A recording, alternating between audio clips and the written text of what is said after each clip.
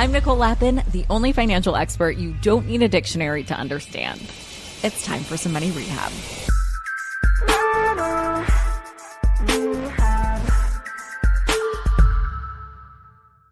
This is very exciting, this mashup. I love a Money Rehab Mo News mashup.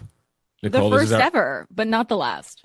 Definitely not the last. I have the conversation we just had with Austan Goolsbee, President Austan Goolsbee of the Chicago Fed. Yes, show your deference. President Goolsbee, once we get into this, but once named the funniest man in Washington. Which is a very low bar, It is a low bar, right? It is a low bar. But he is hilarious. He is funny. But it was fascinating, Nicole. He is one of the handful of people on earth who makes the decision when it comes to the Fed interest rate, and he took us inside the room.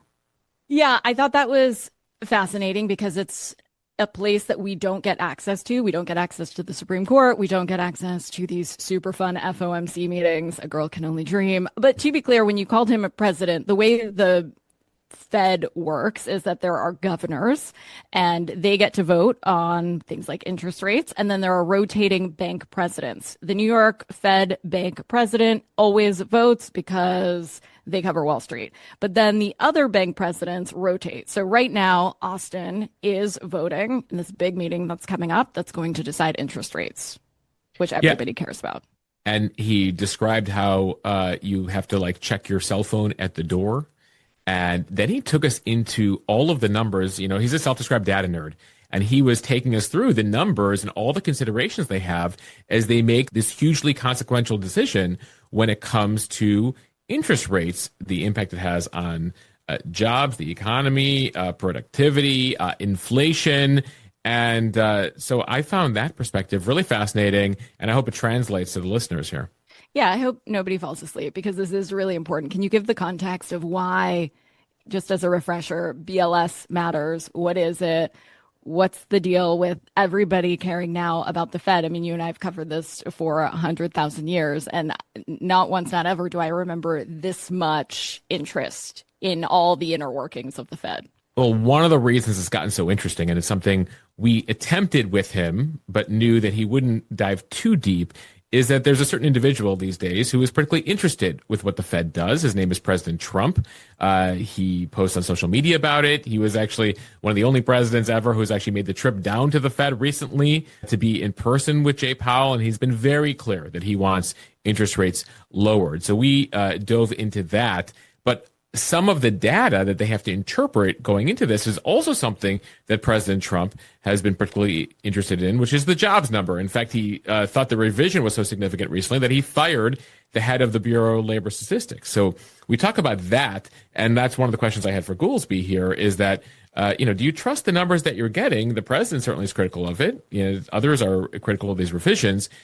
Is there a better way to be doing things? So when it comes to that, and of course, again, the president's interest in the Fed has gotten to the point where recently he has attempted to fire, sort of in limbo right now, but he fired a Fed governor, Lisa Cook. So she'll come up in this podcast. And that's another question we had for President Goolsbee was, what do you make of this? He's firing people. How does what's happening at the White House impact the decisions you guys are making over at the Fed? Yeah, we didn't ask if we should call him president or doctor. He has a PhD in economics. So right. He is a doctor. I wonder if he raises his hand on a plane when there's a request. Is there a doctor? Is there a doctor on the plane? Yes. No. Dr. Goolsbee. Dr. Goolsbee. Can you assess the condition of the patient? He's like, only if the patient is the nation's economy. I cannot do much for this lady. He was actually, his prognosis overall, I think, was pretty positive. And he really settled in on where he thinks interest rates should go. We'll have to check the internet, but I don't think he's done that yet.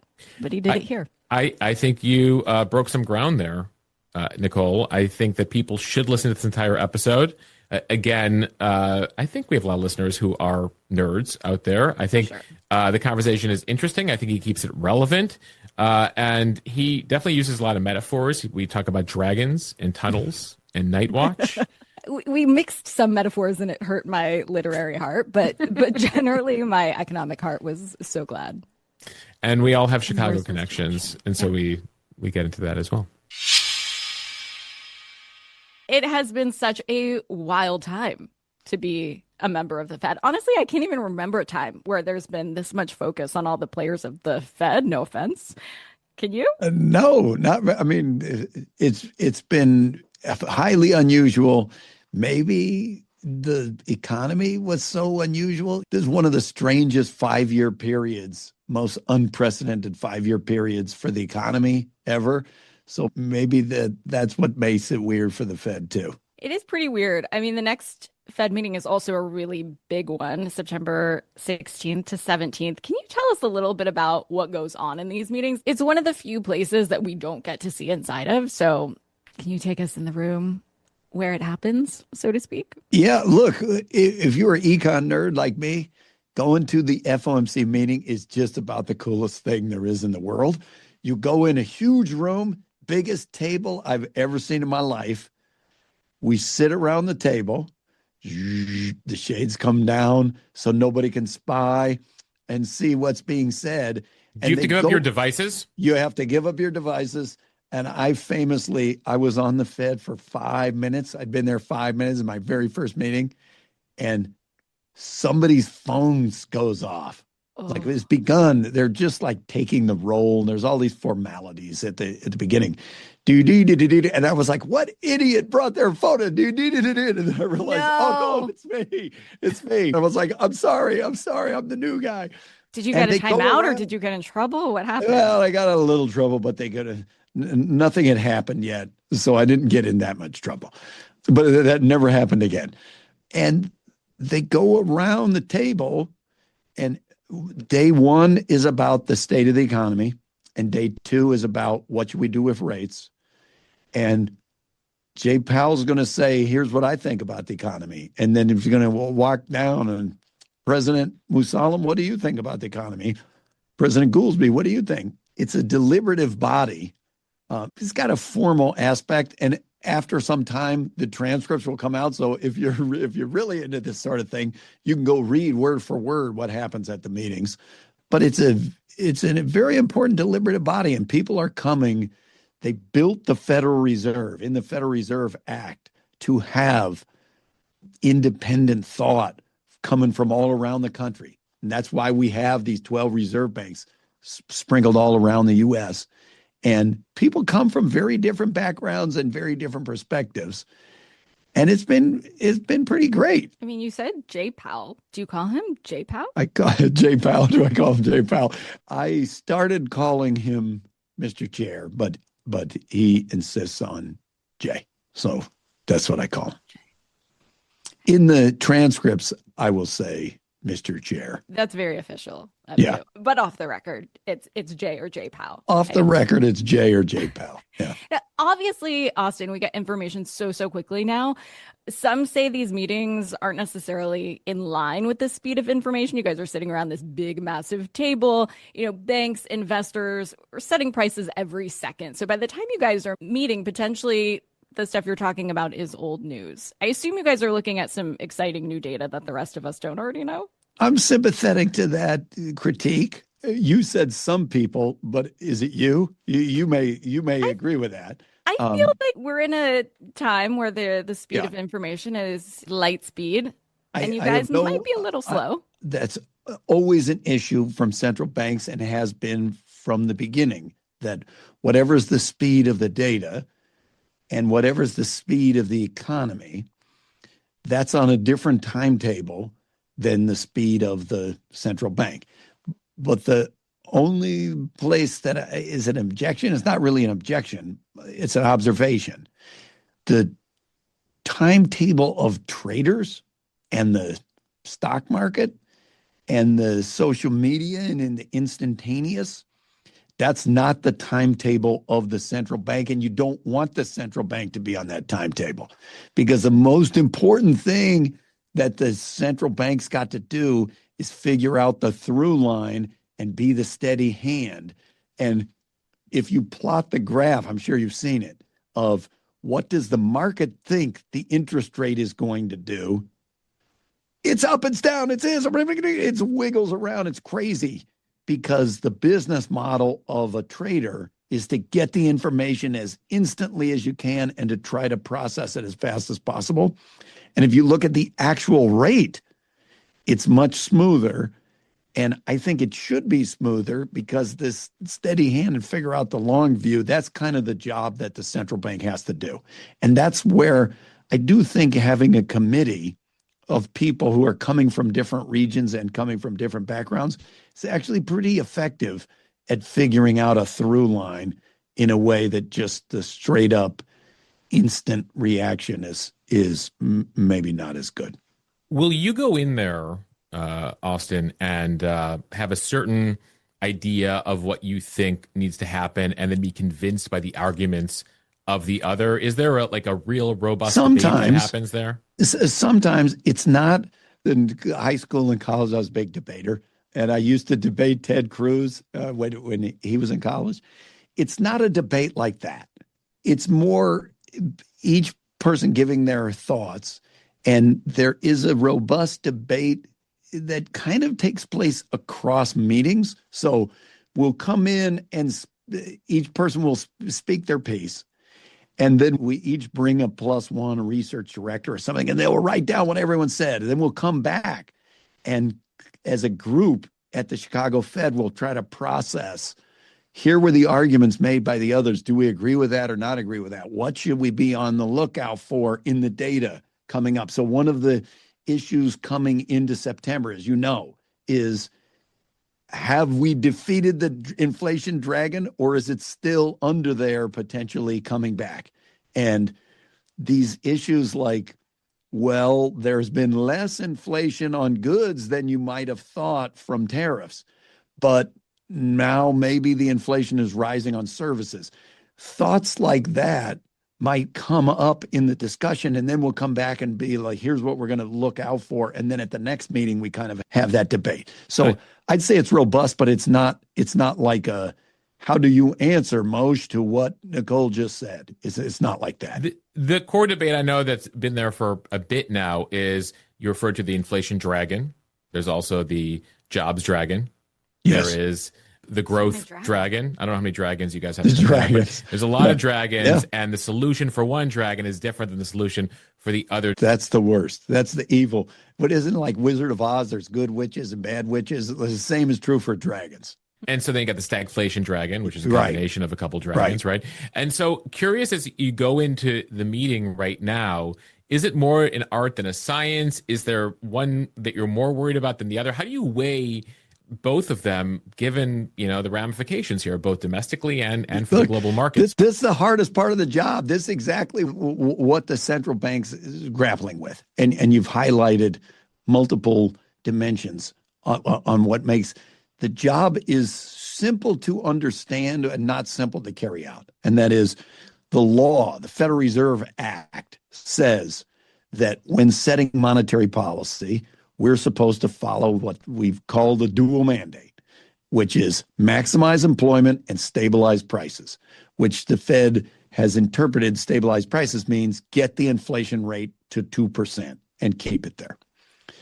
And in normal times, normal business cycle times, there are booms and busts.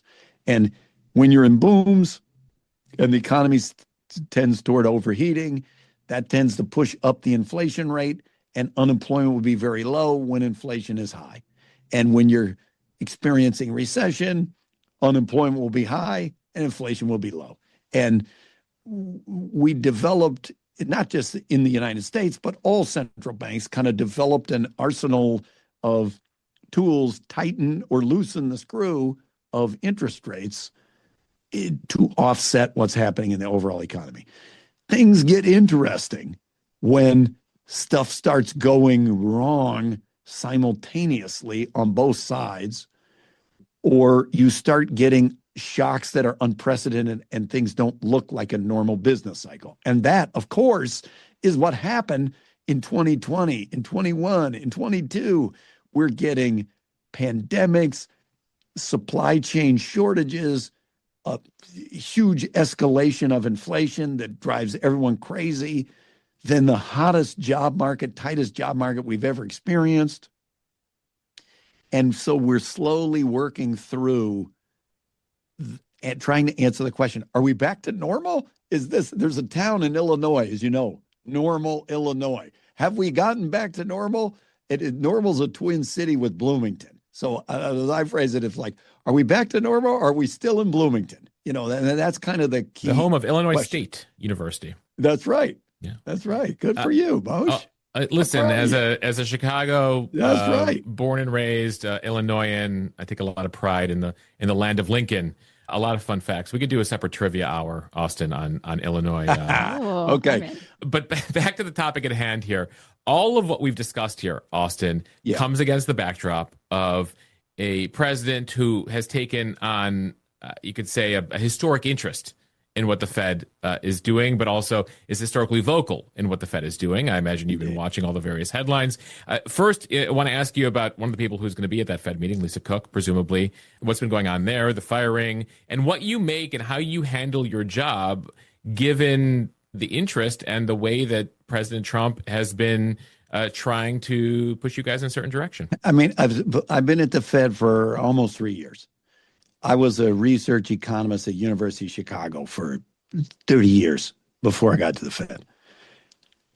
I was always a firm believer, as virtually every economist unanimously is, in the importance of Fed independence, that a central bank needs to be independent from political interference, or else inflation is coming back. Growth is going to be slower. The unemployment rate is going to be higher. Just look around the world at places where they do not have Fed independence. It's a mess. And that includes countries where they had it and then they got rid of it. And it's kind of like the day they announce there's not Fed independence, all hell starts to break loose. So it worries me, having nothing to do with partisan whatever. You become a sworn member of the Federal Reserve, you're out of the elections business. But it's important that we remember that Fed independence is critical. The reason why the governors are appointed to 14-year non-overlapping terms, and that the reason there are 12 Federal Reserve Bank presidents who are not political appointees, they are chosen by local boards of business people and civic leaders to represent their region. And the chair is not on the presidential cycle. All of these things tell you that when they created the Federal Reserve, as today, people were deeply uncomfortable with Washington, D.C., plus Wall Street from controlling the whole U.S. financial system or setting interest rate policies with things in mind other than the dual mandate. What should drive interest rate policy should be the economy. And what are the prospects for maximizing employment and stabilizing prices? All of that's the long backdrop to say, I'm just trying to do my job as best I can to represent this region in the Midwest. And I base all of my decisions about the interest rate and monetary policy on the state of the economy and the economic outlook. And my experience with everyone around that table, whether they were appointed by Democrats, Republicans, or are non-political appointees like me, they take that job very seriously. And I think I think whoever comes on, it changes, the composition of the committee changes, but I would be very surprised if, as people become sworn members of Federal Reserve, they don't take the job real seriously. Are you worried about the rhetoric, or are you saying here that the members of the Fed, you guys have blinders on, and no matter what is true socialed out or tweeted out or announced by the president has no effect on your decisions? You didn't know, but the way you asked the question would get me in trouble to answer, which is, nobody on the FOMC is allowed to speak for the committee or for anybody else on the committee. They can only speak for themselves. Got it. I like to think that I'm the most omnivorous data consumer that is on there, but I'm one member of what I call the Data Dog Caucus. And that's anybody who's not on the committee can have any opinion they want. And I try to pay attention to the opinions of informed people and what their arguments are about where we are in the state of the economy. But the only thing, and you can read the minutes yourself and you'll get the transcript and you can read word for word what's on people's mind. You're going to see what's on their mind is not elections and politics. What's on their mind is what's the state of the economy, what's happening to growth, employment, inflation, et cetera. So you, Austan, one man, are not concerned that the president says he's seeking a majority on the Fed's board? What do you make of that with this implication that he basically wants to roll? I'm not a pundit. I know that as I say, the composition of the committee changes over time. We have a structure that's as insulated from politics and political interference as is possible. And I just reiterate, it's crucially important. The Secretary of the Treasury, Bessent himself, said he wants the Fed to remain independent, and economists are unanimous. The Fed must be independent. If it's not, inflation is coming back. Well, Ray Dalio, who was just on the show, recently said that with huge budget deficits, and I'd love to make the linkage in just a second, a strong independent Fed was hugely important. I mean, don't you love being in agreement with Ray? I do like being in agreement with Ray. We don't comment on fiscal policy, but I will say that the canonical test case, definitional, why is Fed independence important?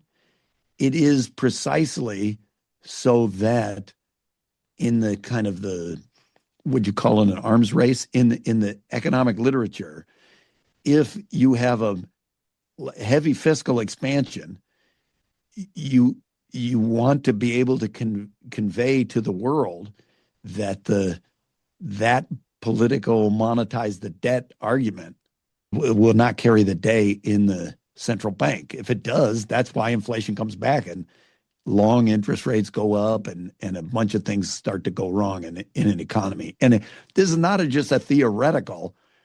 There are countries that did this. And if you go look in countries where they do this, it often ends very badly. And we should not be going there. Well, that I think is what Ray is talking about. That's what we're saying. If short end of the curve goes down, it floods the market with liquidity, increases government spending.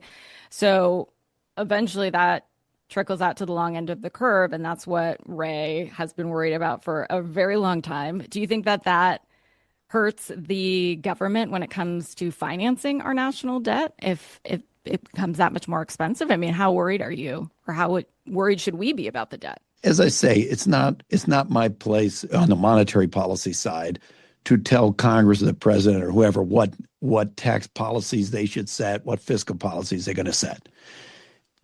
You've seen Chair Powell say at press conferences, and you just go pick up the CBO report, you know that the long-run fiscal position of the United States, while being better than most rich countries, is not fiscally the debt to GDP ratio. It continues to rise. We're not at some stabilized debt to GDP ratio. My own thinking is that is not that sounds close to the monetizing the debt argument to say, well, should the Fed change the interest rate to make the debt less costly and make it easier to run debt? That is the fiscal dominance, monetize the debt type argument. That's not in my head. That's not how I think about it. I can't speak for the committee, but I think it's important, in my mind, for a central bank not to think that way, that we're going to go off of what the conditions are. We're not trying to make it easier or harder for them to make their decisions. So when we were talking about the dragons earlier, the debt dragon is not one that you're trying to fight. The debt dragon, that's not our job to fight the debt dragon. That's straight up fiscal policy, and the president and Congress and the American people got to decide what they want to do. I always say, look, you're an Illinois guy. There is no bad weather. There's only bad clothing. And so you tell us the conditions, and then our job is to figure out the jacket. And the fiscal policy are the conditions on this one. Well, listen, I'm an LA lady who went to Northwestern, and so I figured out that I needed to buy socks for the first time when I was 17 years old. But speaking of all that data, Commerce just announced that they were putting GDP on public blockchains. I mean, should that be the rule and not the exception? Is there a better way to get this data that you cite? I heard that, but I don't exactly know what that means. You're never going to hear me say throw some data away or pay no attention to it. I'm an absolute omnivore of data. I'll take whatever you got, because getting more data helps you figure out the through line, my view. To the extent that everybody, private sector and public sector official data, have gotten noisier because people don't respond to surveys as much, things on the internet that just have a lot more noise. One worldview says, oh, therefore we should throw it away or pay no attention. In a world where every data series got noisier, I want more series, not fewer series. Putting the data on the blockchain, if that connotes we need more real-time measures, I basically agree. I love the real-time measures. Before I was ever at the Fed, I was involved with a friend of mine who teaches at Stanford, Pete Clino. He and I helped Adobe create this online CPI called the Digital Price Index, and it tracks online inflation, and you can do it daily. You could do it minutely if you wanted, and at a granular level of detail. I find the new data sources really exciting and far noisier than the official numbers are. So I think people want to be a little careful if they go the extra step and say, well, if we put something on the blockchain, then maybe we don't need the unemployment rate anymore, or maybe that we don't need to do the first revision. I think that's dangerous, because if you start peeling back the layers, almost all the private sector data to be in the realm of less noisy rely on calibrating with the official data. Talking data, there's been a lot of talk of late about the BLS number, the jobs numbers, the controversy around that, the revisions. Yep. As somebody who takes in all the data, do you think there should be a new approach to how that data is either taken in or released, given, how the survey's been put out, the response rate keeps getting worse? How do you take in the BLS data, and how do you think it needs to be potentially, the system needs to be revised in the year 2025? All of those are really important down in my world, in the grubby world of we're getting monthly numbers and how do we figure out what do they say about the economy? I'm completely open. I was on the Census Advisory Commission for 6 years and have thought a lot about public data. The first thing to note is the public data have gotten noisier. The revisions have gotten bigger because it's noisier, and it's still the best data that exist. It's the best in the world. It's the best data that we have. It's better than anything in the private sector.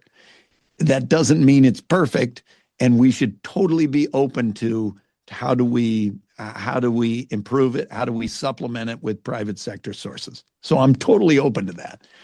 That's different from should we get rid of it because there are revisions? Absolutely, we should not.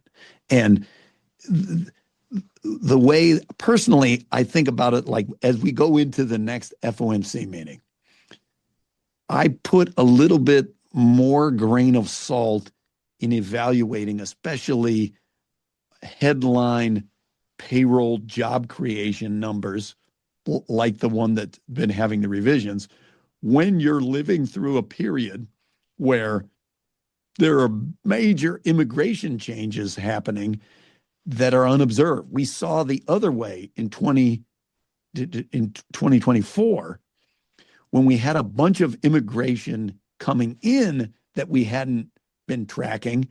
The monthly jobs numbers were surprisingly high. We're getting 150, 180,000 a month. And there were some people saying, that's a sign the economy's overheating. How could you generate so many jobs in a month without without generating some inflationary pressure? And the answer was, well, because actually the population was getting bigger in a way you didn't know. And if you're going through a period where now immigration's going the other way, just be a little careful over indexing on a monthly aggregate number. I usually say what we found last year is that things that are rates are better than things that are raw numbers. And so the four horsemen of truth and justice, as I say, from the job market were the hiring rate, the layoff rate, the vacancy rate, and the unemployment rate. Those four gave you a better indication of what's happening in the labor market in terms of business cycle than just the monthly raw jobs created number did. And so the short answer to your question is what I do when you get some more noise in the official data is not throw away the official data, is just go get some more measures and try to get a broader sense of where the job market is. So let's go back to the room where it happens, so to speak. And how do you synthesize all of this? Should we all feel optimistic about rate cuts? I know you allegedly You snuck it in. You snuck it in there in the back half. Totally. I know you can't say much. Poly Market does Yeah. have 25 basis points down in the next meeting. It's at 82% right now. So a lot of people are feeling pretty positive and optimistic. Would you agree with that? Well, look at the two parts of your question. One was, how do you process all of this? And then the second was, and what does that mean? Where's your head at? How we process this is every bank, and especially in Chicago, we have one of the biggest and most respected research departments of all the Feds. And we'll spend a solid week or week and a half preparing for the FOMC meeting with all the latest data, as well as what the trends were. Where does that put me in my head? I don't like tying our hands before the meetings when we've got important data that are coming down the pipe, and before I've heard what any of my colleagues have had to say. That said, I would describe before April 2nd, before we got what I consider the dirt in the air episode of tariffs complicating things, I thought we're pretty much stable, full employment. Inflation was a little above the target, but coming down, and I could see a pretty clear path that it's heading to 2%.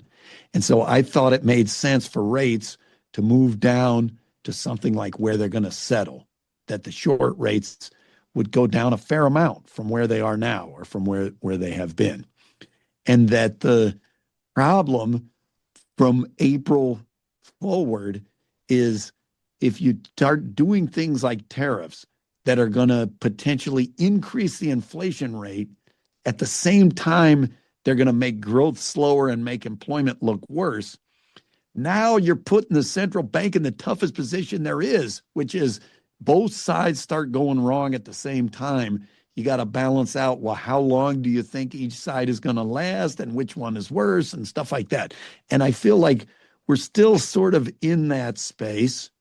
And if we could just get this dirt out of the air, I think underneath all of that, it still basically looks like what it was pre-April 2nd, which is a strong economy where inflation was trending downward. And in that, the more it looks like that, the more comfortable I am saying again, I think rates should go down a fair amount to something like where they're going to settle. And the thing that made me nervous, we're getting a little bit of cross currents in the data. Overall inflation was pretty modest for 2-3 months, giving me some comfort. Hey, maybe the tariffs at the end of the day, imported goods are only 11% of GDP. So maybe we're going to work through this thing and it won't be that big of a deal. The last inflation readings we've gotten show services inflation starting to kick up. Now, I hope that's a blip.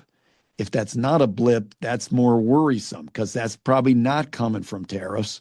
And if the inflation dragon comes back, the central bank has to fight the inflation dragon. There's some people who say that's the only dragon it should be fighting, but everybody agrees that the Fed has to stop inflation from going back. And just really quick to double click on what you think what does fair mean? Can you quantify that? Fair, did And I say where should it fair? settle? Yeah. Oh, a fair amount. A fair amount, yeah. What Look, does that mean? here's loosely in my head. I'm not going to commit to exact number, but as you know, the entire FOMC puts out the dot plot each quarter. And in that, they ask them, what do you think will be the appropriate rate at the end of this year, at the end of next year? And they ask, in steady state, what's the long run rate? And I think the median of those dots is somewhere like 3 or 3.25. That seems like a perfectly reasonable starting point to me. And to me, that's a fair bit below where we are today. If we're 4.25 to 4.5, there's a long way to go before we're to where I think of it as, in our language, neutral, like where the short rates would go. But we just got to get out of this period. Are the critics really saying that if inflation, the new months of inflation are coming in at 3 or even 4 or 5% annualized inflation rates, that the Fed should be cutting? I mean, we're in a difficult circumstance if we're facing that kind of a situation. How far into the tariff tunnel are we when you look at the data? I mean, do you need to get to the end of the year? Do you need to get to next year? I mean, given that tariffs aren't going, it appears. I hope not. I mean, where we're in the tariff tunnel, I'm thrown because Nicole, and my last answer, she had a look on her face of like, I don't know. You didn't seem persuaded. I'm persuaded. It sounds like what you've said is that we need at least a percentage down, and we're inching toward that. And likely going to have. We're inching toward it, and like when we meeting. if you got some dust out of the air, that's sort of the path that I was thinking in my mind in this pre-tariff period, and just like convince me we're most of the way through the tariff tunnel, and I'm still feeling okay on these paths. Now, Mosh's tariff tunnel, that's probably the right way to think about it. And how long is the tunnel? There's two questions. How much will tariffs raise inflation? And then the tunnel question, how long will it last? So in the theory, just like Econ 101 theory of tariffs, a tariff's a one-time increase in the price, but it's a transitory impact on inflation, because if you put in a 10% tariff, you get the 10% of inflation right away, and then there's no more inflation. People will still be upset, and you saw that from the inflation we had. And then as inflation came down, people said, well, I don't care if inflation is heading toward 2%.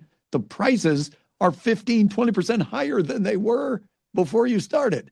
So people will still be upset. But the central bank, in the theory of a one-and-done tariff, in a way should kind of look through it, because that's not going to last. The only problem is this one's not one and it's not done. To the extent that we're going to keep coming back and saying, okay, well, now we're going to put 50% on India, 50% on semiconductors. We're going to apply it to costs of production and parts and supplies so that it's no longer just on imported goods, but now it's going to increase the cost of domestic production. Out in the 7th district, where we're the most manufacturing intensive, as you might imagine, I got an earful from our businesses about that kind of tariff's going to wipe us out.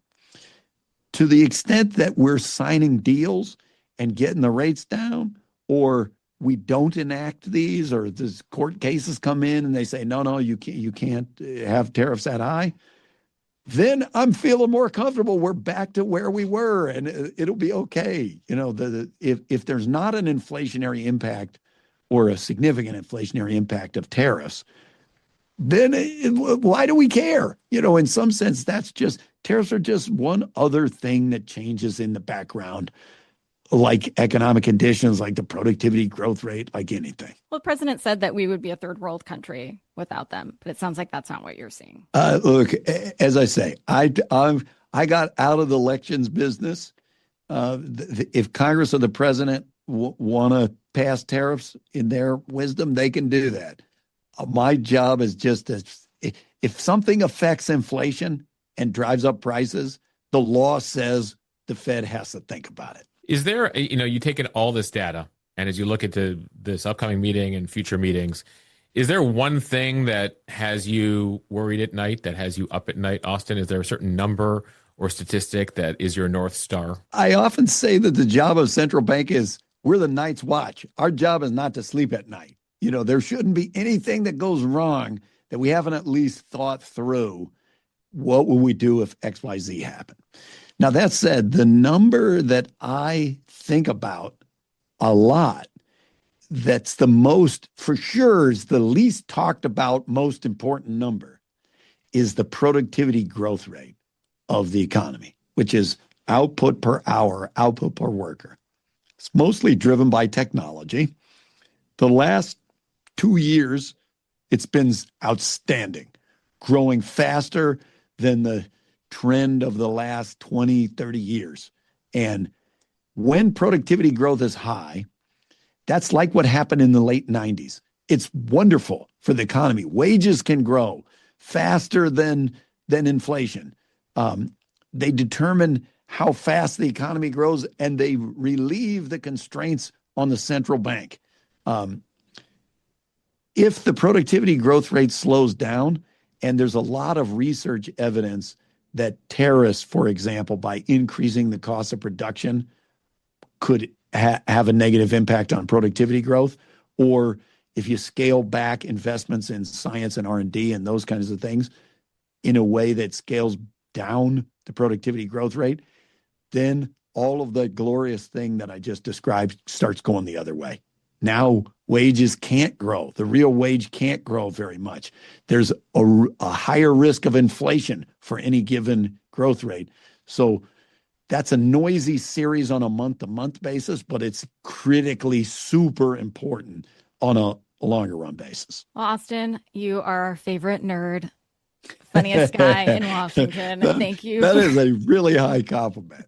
Come now, back do you anytime. want something you can take to the bank? Ah! You want to take something to the bank. Oh, That sounds you listen to the show. Yeah, of course I would. Yay, Yes, and we take it to the Austan. bank. You're such a good money rehabber. We end our episodes with the tip listeners can take straight to the bank. If I had one that people could take to the bank, it's just remember that when people talk about interest rates, there's not one interest rate. Okay, there's short rates.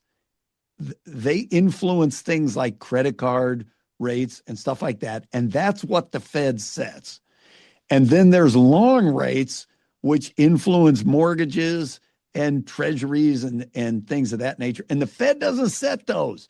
And so they can go different ways. So if you're an investor, let's say, and you're thinking about, if the Fed's going to cut rates, what's going to happen to bonds? It makes a big difference. What kind of bonds are you talking about? And take that to the bank and remember it.